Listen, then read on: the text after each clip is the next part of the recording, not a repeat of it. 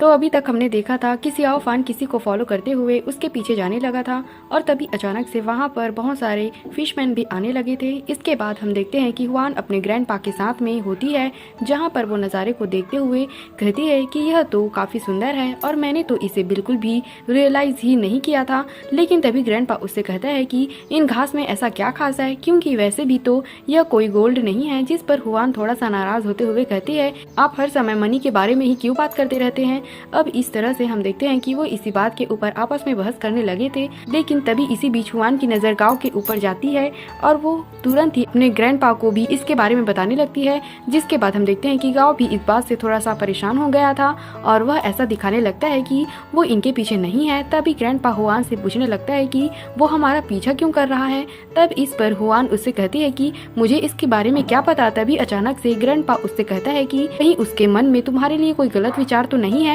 जिसके बाद इसकी बात सुनकर हुआन कहती है कि मैंने कभी नहीं सोचा था कि आप कुछ ऐसा बोलेंगे, क्योंकि ऐसा हो सकता है कि गांव का यहाँ पर अच्छा रेपुटेशन नहीं है, लेकिन मैंने कभी भी ऐसा नहीं सुना है कि वह किसी लेडी को नुकसान पहुंचा रहा हो। तब इस पर ग्रैंडपा थोड़ा सा डरते हुए कहता है कि कहीं वो मुझे लूटना तो नहीं चाहता। तभी इसी बीच गांव भी ग्रैंडपा की तरफ देखने लगता है, जिस पर ग्रैंडपा कहने लगता है कि कहीं वो फिर से मेरे साथ में वैसा तो नहीं करना चाहता। और अब इसी के साथ हम देखते हैं कि वो इसके ऊपर स्पेल का यूज करने के लिए भी रेडी हो गया था। लेकिन तभी हुआन उससे कहती है कि आप यह सब करना बंद कीजिए, क्योंकि यह इमेजिंग टेक्निक भले ही इंसेस्टर से आई है, लेकिन फिर भी आप इसे कंट्रोल नहीं कर सकते कि आखिरकार आपको जाना कहाँ पर है। इसीलिए वो इसे समझाने लगती है कि अगर हम गलती से भी किसी खतरनाक जगह पर चले गए तो फिर तो इस तरह से हम वहाँ पर मारे जाएंगे। इसके बाद हम देखते हैं कि हुआन इसके इमेजिंग टेक्निक को वापस से इसके हाथ में ही रख देती है और फिर कहने लगती है कि सिस्टर जिन ने मुझे एक वेपन दिया था,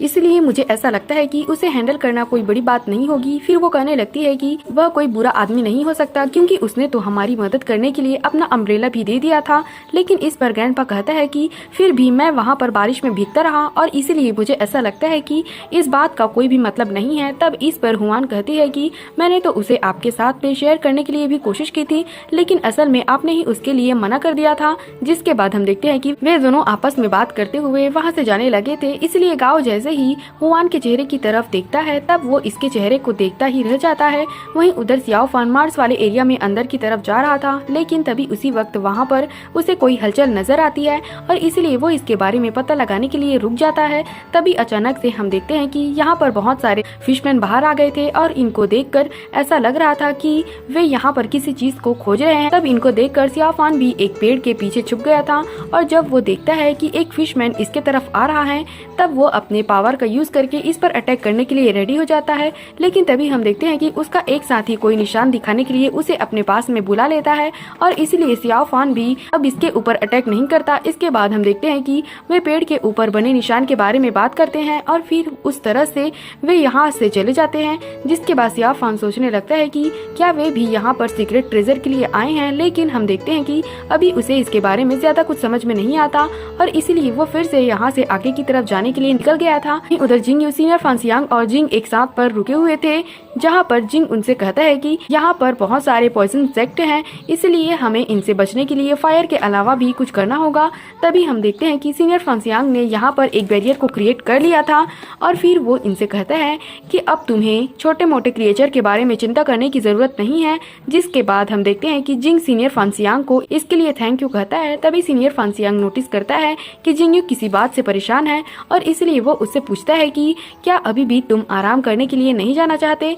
तब इस पर जिंग यू कहता है कि आप भी तो अभी तक जगे हुए हैं। जिसके बाद सीनियर फांसियांग कहता है कि हमारे लिए तो मेडिटेशन ही रेस्ट है। तब जिंग यू इससे बताने लगता है कि पिछले 10 सालों से मुझे बहुत ही कम नींद आती है, क्योंकि मैं जैसे ही अपनी आंखें बंद करने के लिए जाता हूँ, मेरे सामने मेरे पेरेंट्स और विलेजर का मरता हुआ सीन आने लगता है और उसके अलावा मैं तो सियाओ फान के बारे में भी कभी भी नहीं भूल सकता। तब इसकी बात सुनकर सीनियर फांसियांग उसे कहता है कि क्या अभी भी तुम उसके बारे में याद करते हो, क्योंकि उसने तो बहुत पहले से ही डीमन सेक्ट को ज्वाइन कर लिया है और इसके अलावा अब तो उसके पास में डिप्यूटी सेक्टर लीडर का भी पोजीशन है और सभी को पता है कि वो बहुत ही जल्द अगला घोस्ट किंग बनेगा। इसके अलावा खुद उसी के सेक्ट वाले उससे बहुत ज्यादा डरते हैं क्योंकि अभी तक उसने बहुत सारे लोगों को मारा है। लेकिन तभी यह सुनते ही जिंगू सीनियर फांसियांग को उसके बारे में बात करने से मना कर देता है, जिसके बाद सीनियर फांसियांग कहता है कि अगर किसी दिन उससे तुम्हारा सामना हो गया तब तुम उसके साथ में किस तरह से ट्रीट करोगे। तब इस पर जिंगू कहता है कि वह तो अभी भी मेरा बडी है, इसके अलावा मैं यह भी जानता हूँ कि अब वो गलत रास्ते पे चला गया है जहाँ से कि उसका वापस आना भी बहुत ज्यादा मुश्किल है, लेकिन असल में मैं उसे अभी भी अपना बड़ी समझता हूँ और मेरे लिए वह हमेशा ऐसा ही रहेगा। वहीं उधर लू भी आगे बढ़ते हुए एक जगह पर आ गई थी जहाँ पर कि उसे कुछ मरे हुए क्रिएचर नजर आते हैं। तभी अचानक से हम देखते हैं कि यहाँ पर बहुत सारे पॉइजन क्रिएचर आने लगते हैं, जिसे देखते ही लू तुरंत अपने फ्लाइंग स्वर्ड का यूज करके वहाँ से गायब हो जाती है और उसी के साथ वो समझ गए थे कि इनको जरूर ही कोई कंट्रोल कर रहा है। वहीं उधर वो सियाओ और लड़की भी आगे बढ़ते हुए एक जगह पर आ गए थे जहाँ पर इनको अपने सामने बहुत सारे निशान दिखाई देते हैं और इसीलिए लड़की कहने लगती है कि कहीं ये कल दिखने वाला क्रिएचर का निशान तो नहीं है। लेकिन तभी इसी बीच हम देखते हैं कि सियाओ को यहाँ पर टियानी टेम्पल वाले किसी की रोअर सुनाई देती है और अब इसीलिए वे भी इसके बारे में पता लगाने के लिए तुरंत यहाँ से निकल गए थे। वहीं उधर जिंगू और बाकी लोग अभी भी वहाँ पर आराम कर रहे होते हैं, लेकिन तभी अचानक से इनको यहाँ पर किसी के चिल्लाने की आवाज सुनाई देती है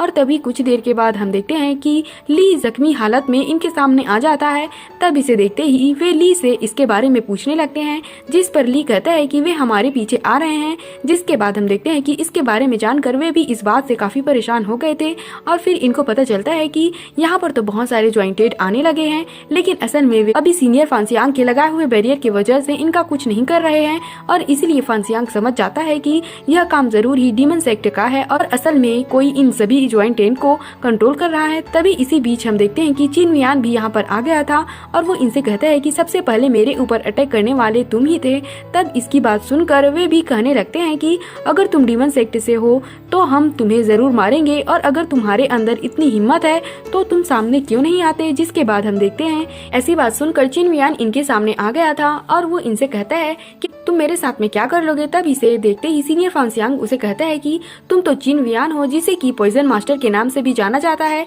तब इस पर चिन वियान कहता है कि तुम तो टियानी टेम्पल के मास्टर फांसियांग हो और मैंने ऐसा सुना है कि तीनों मेजर ट्रूथ फैक्ट में से तुम सबसे ज्यादा पावरफुल हो। इसके बाद वो कहता है कि तुम्हारे बारे में यह बात तो पूरी तरह से सही है और आज तुमसे मिलकर मुझे बहुत ही अच्छा लगा। तभी जिंगू कहने लगता है कि हमें सीधे चिन वियान के साथ में फाइट करना चाहिए क्योंकि आखिरकार वही इन सभी ज्वाइंटेड को कंट्रोल कर रहा है और इसलिए अगर हमने उसे हरा दिया तो वे सभी अपने आप ही यहाँ से गायब हो जाएंगे। जिसके बाद हम देखते हैं कि इसकी बात सुनकर वे भी इसके लिए पूरी तरह से रेडी हो गए थे और सीनियर फांसियांग और जिंगू सीधे चिन वियान के ऊपर अटैक करने के लिए चले जाते हैं, जबकि वे बाकी दोनों ज्वाइंटेड को रोकने के लिए कोशिश करने लगते हैं। वहीं उधर सीनियर सॉन्ग अभी भी जिन के साथ में फाइट कर रहा था, जहाँ पर कि वो अपने रोवर का भी यूज करके जिन के ऊपर अटैक करने की कोशिश करता है, लेकिन वो अभी भी इसके अटैक से खुद को बहुत ही आसानी से बचा लेती है। इसके बाद हम देखते हैं कि सीनियर सॉन्ग भी फिर से जिन के ऊपर अटैक करने की कोशिश करता है, लेकिन अभी भी वो इसके हर एक अटैक से खुद को बहुत ही आसानी से बचा लेता है